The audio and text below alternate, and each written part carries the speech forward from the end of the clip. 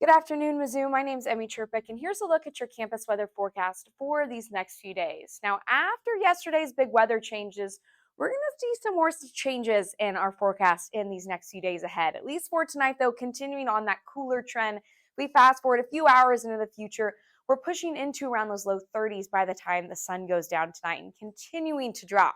It's another night to turn the heat on in your dorm or your apartment because we're dropping easily into those 20s in the early morning hours of tomorrow morning.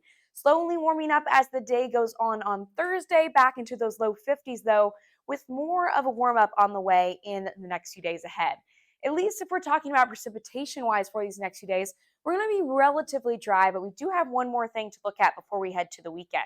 We've got some cloud cover pushing in as we head through Thursday, and that culminates in a few rain chances that push in kind of late Thursday night into early Friday morning. Now, this is looking like mainly rain, though down south of us, they might get a little bit more of that wintry mix. But for us, maybe just a stray shower or maybe even a little bit of a flurry pushing through just in that early part of Friday morning. But by the time we get to rush hour and everyone commuting, most of us are seeing much drier skies with some cloud cover still hanging around, at least until that afternoon where we start to see some clearing for the end of our week.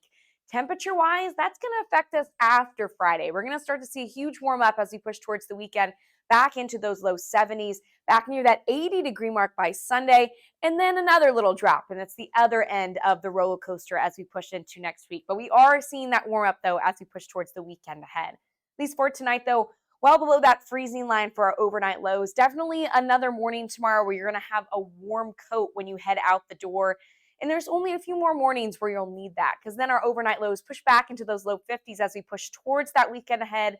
And that one kind of precipitation chance that we're looking at is that late Thursday into early Friday. Other than that, we're looking at mainly sunny skies and a warming trend back above normal for this time of year.